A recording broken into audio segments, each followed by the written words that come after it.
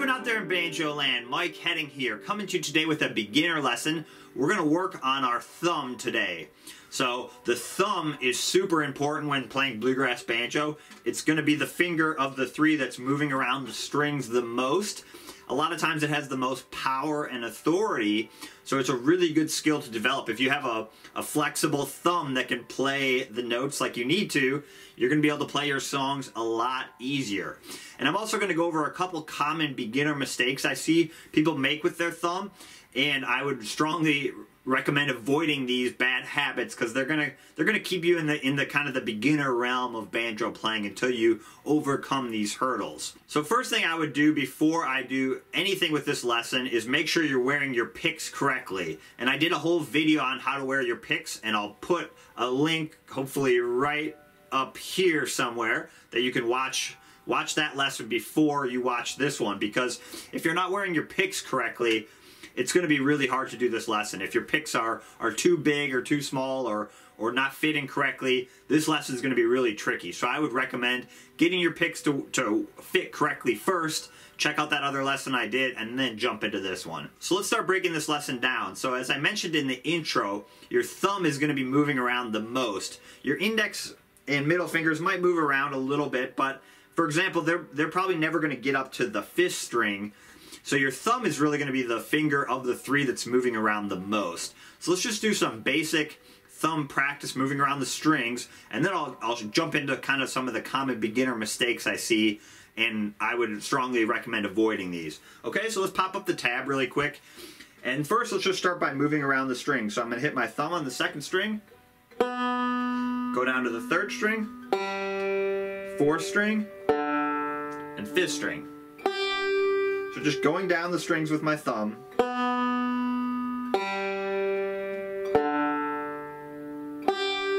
Let's try going up to the first string and going down.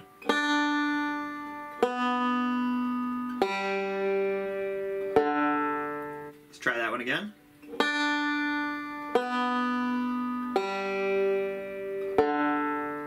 Let's go on to measure 3. Let's go on to measure 3. Do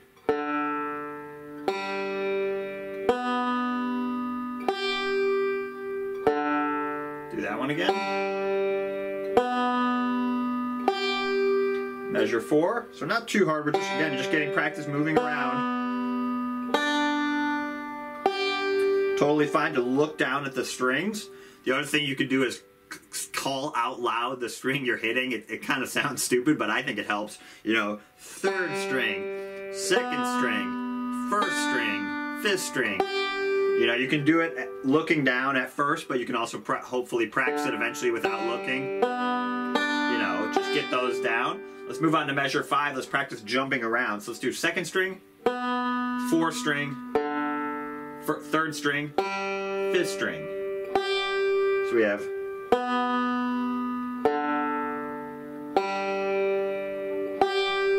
6, same thing, just jumping around.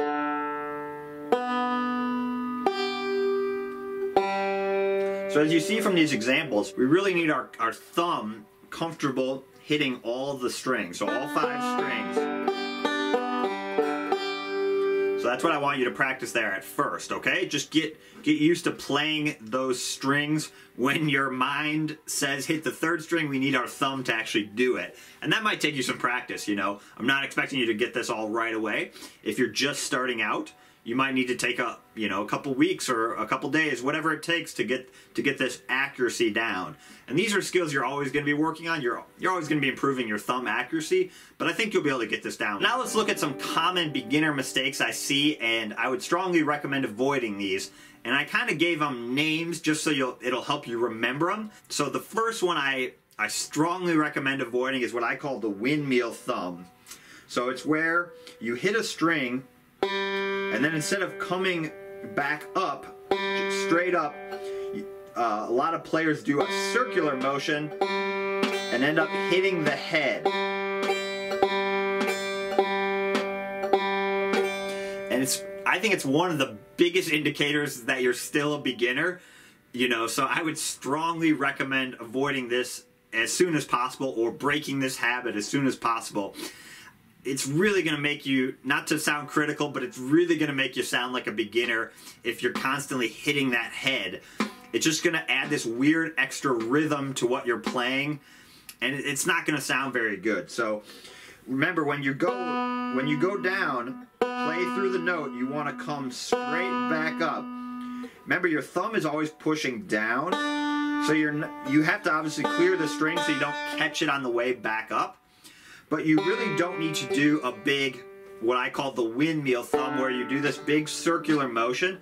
It's also really going to slow you down and create a lot more work. You know, you're kind of doing this circular motion, and it's really going to slow you down. So let's do that same exercise we just did. Let's play measures 1 through 6.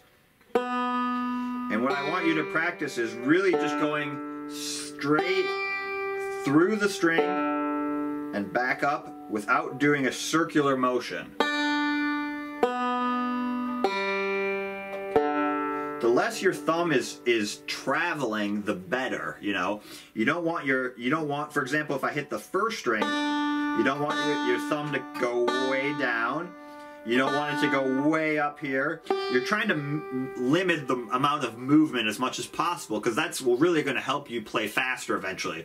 You can get away with a lot of those bad habits initially when you're playing slow, because you won't really realize it's an issue until you speed it up. So remember, build these good habits now, and they're going to help you. They're going to pay dividends down the road for sure. So let's keep moving on.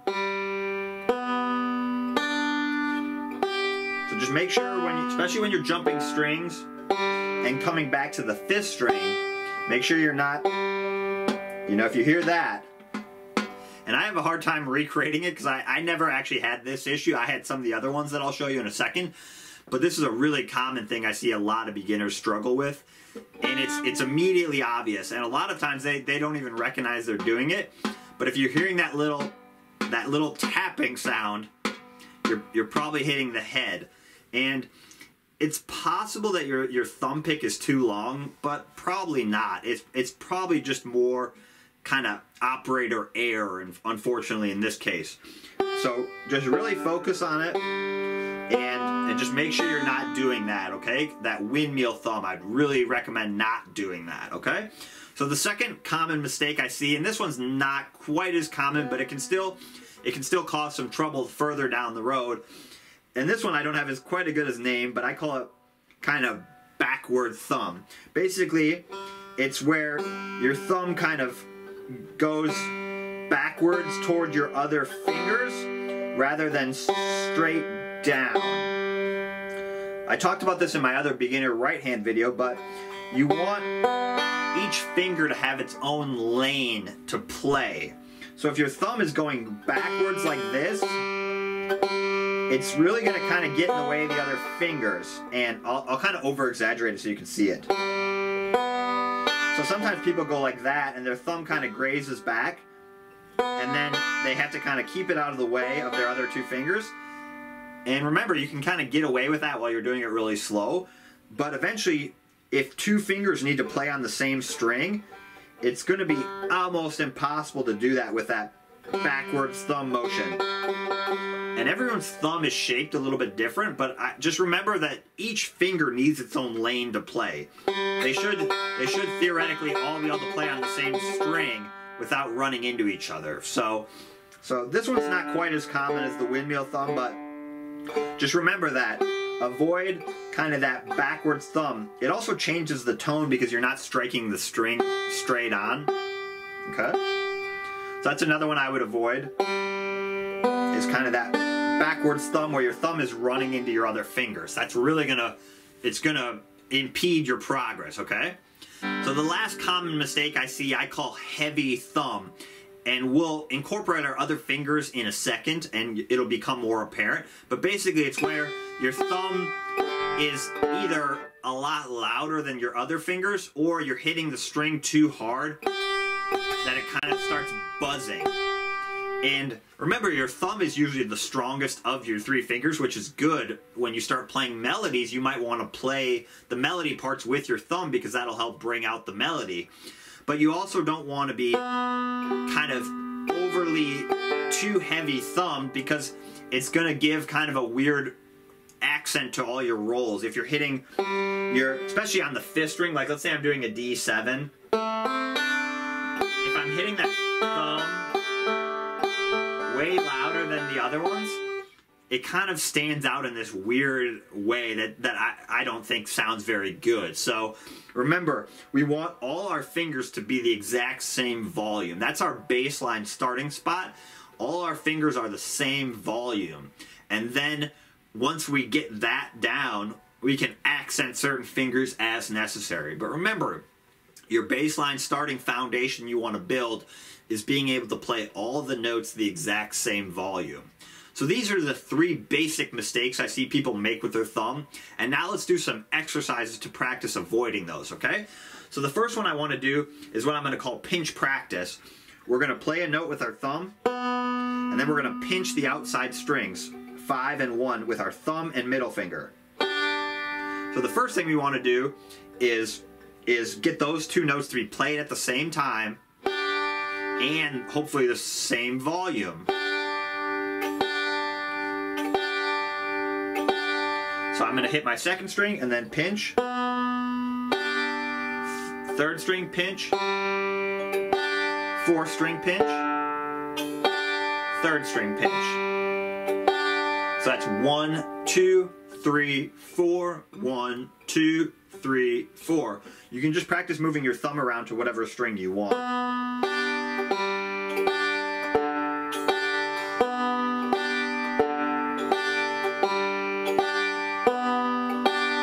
Just focusing on one, getting this note to be a consistent volume, not to hit the head like I said, and then get these two notes to pinch at the same time and to be a consistent volume.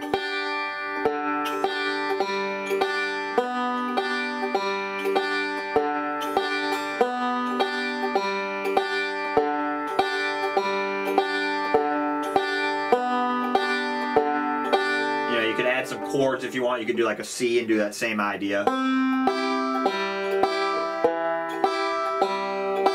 Or D7. Back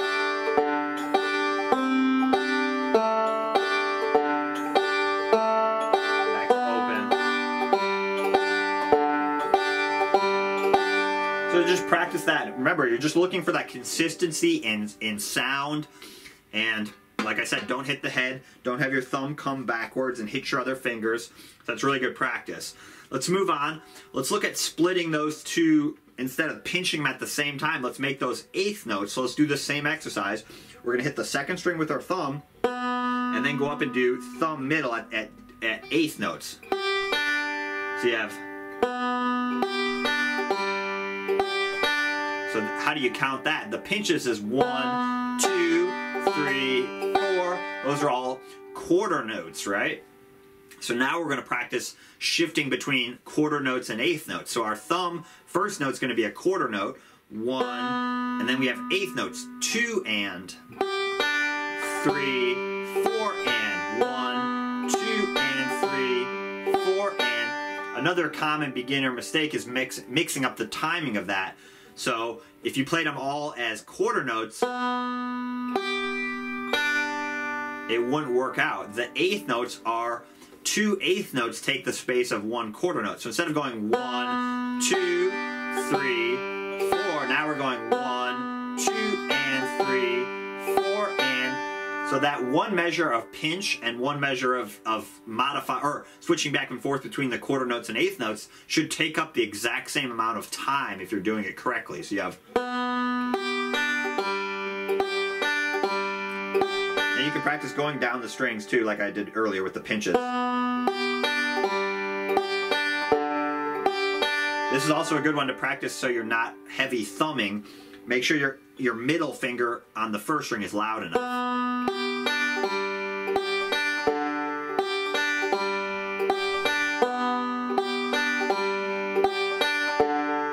You can even exaggerate your middle finger at first if you need to. This is something I had to do. So this is one of the issues that I really struggled with when I first started, was I was too heavy thumbed. So what I had to do is over exaggerate my middle finger, and And then once I kind of exaggerated it, then I could dial it back and get them the same volume. So that was one little tip that worked for me. So we could do that same idea. Let's try our C, D, G. So you're really just working on your thumb accuracy there and then getting the consistent volume. And always making sure you're not hitting that head, you know? So if you're hitting that head, listen to how that sounds.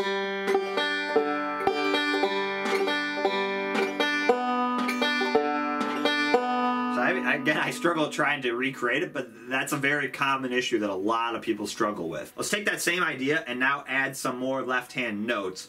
So we're going to practice walking down a simple scale using that quarter note, eighth note roll we were doing. Let's start up with our second finger. We're going to start way up on the 12th fret of the third string. It's where your octave, so you have octaves at the 12th fret. So a lot of people have 2 dots on your 12th fret. I know I do up here, so that's an easy way to remember it. So we're going to play that note.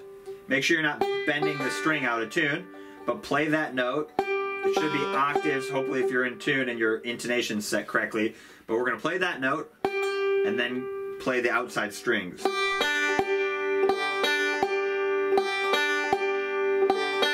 Get that consistency of sound, remember. Let's move down to 11. And you can do as many on each one as you need to. Let's go down to 9.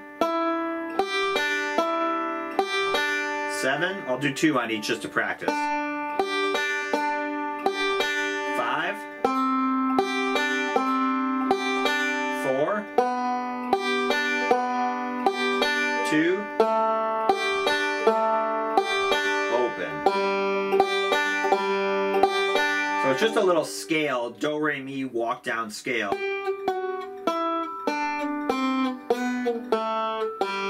And what we're practicing is getting that note to just to walk down.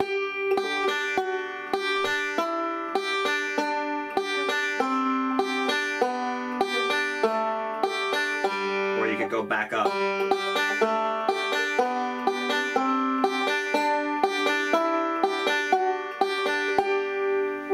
So the particular notes you're playing don't really matter. It's nice to play a scale, but you could really play whatever notes you want. What we're practicing there, again, is getting our 2 hands to operate independently, which is really tough. We need our right hand to do that same thing every time, you know, whether our left hand is moving, waving to someone in the crowd, whatever you're doing, you need your 2 hands to operate independently, and that's what we're practicing there.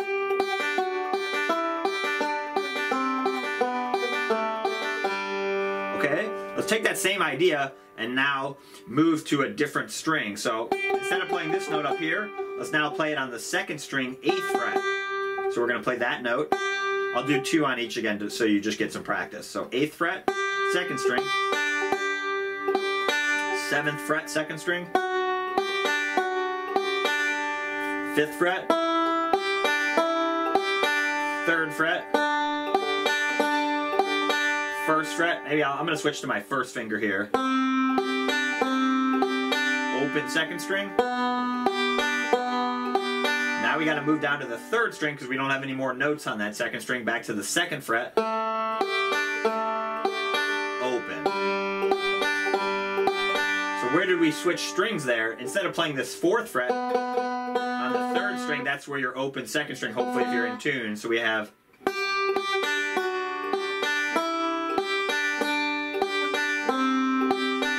change strings. Let's go back up. Change strings.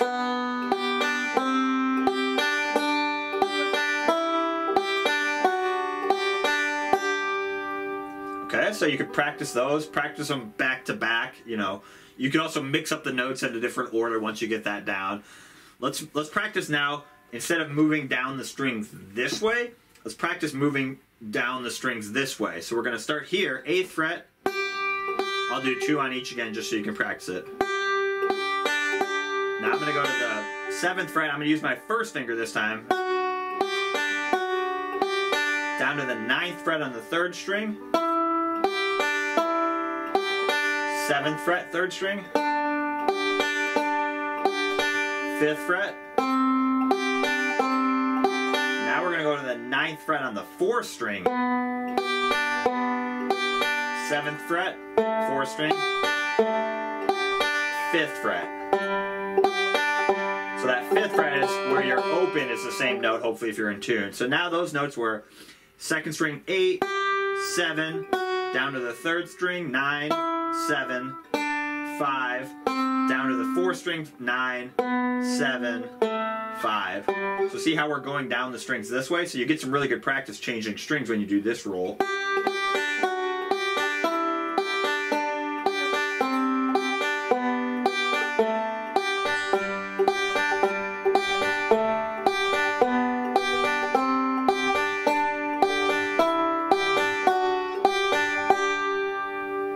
So that gives you some good practice there.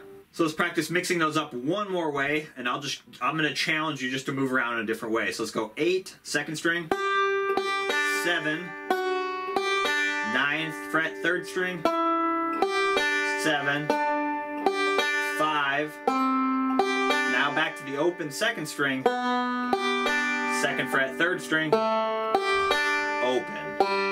So we're just going down now, combining all 3 of those versions.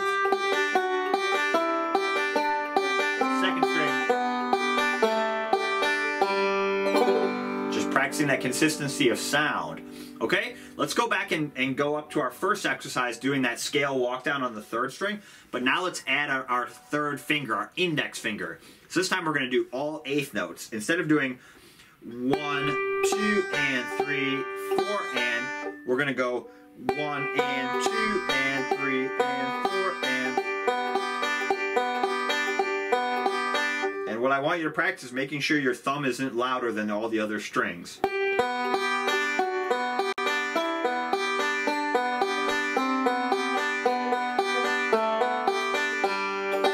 Do a pinch at the end too.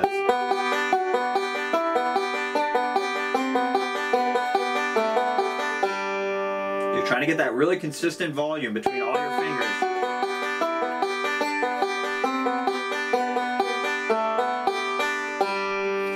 So just give that some practice. We're just trying to get consistency of volume.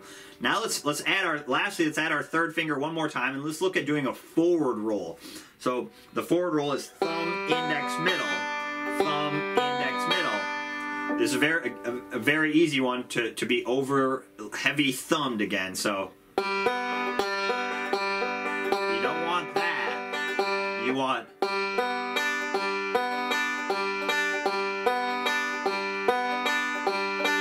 To exaggerate my index and middle finger, like I said, and get those up in volume. And instead of trying to make my thumb quieter, what I did is I made my other 2 fingers louder and then kind of dialed it in once I got that down. So a 1 measure forward roll is 2 forward rolls, thumb, index, and then either we need 2 more notes at the end, either thumb, middle, or thumb, index. We need 8 eighth notes to fill up a full measure. So we have 1 and 2 and 3 and 4 and 3 and 4 and. Let's try the one with our index finger at the end. Try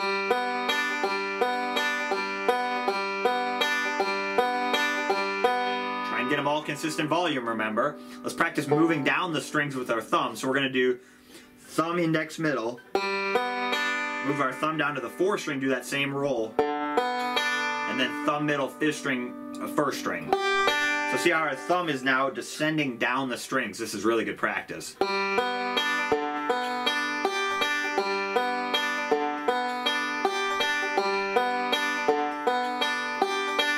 do that same thing with the index finger ending.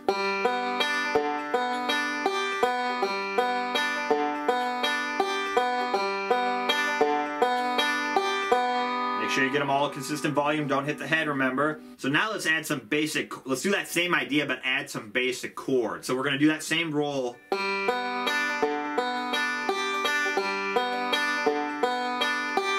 we're going to do that same thing on a C. And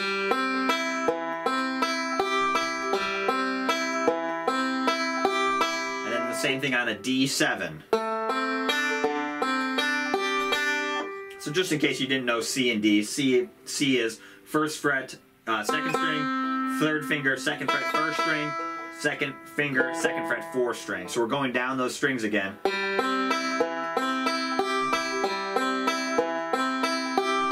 then D7 is keep your first finger where it is on the first fret of the second string, move your second finger to the second fret of the third string and go down those strings again.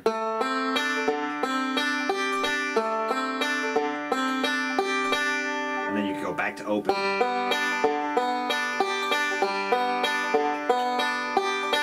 So you could practice any combination of those rolls. You could also go, instead of going down the strings with your thumb, you could go up.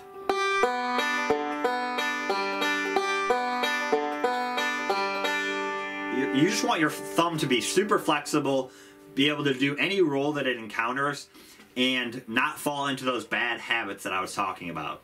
Alright, hopefully this gives you a bunch of stuff to practice. Take it slow. I don't expect you to get this overnight. These are skills you're going to be working on. You know, I still work on this stuff all the time, and I've been playing a while. But remember, the stronger the foundation you have, the better whatever you build on top of that is going to be. So hopefully that helps you out. All right, good luck.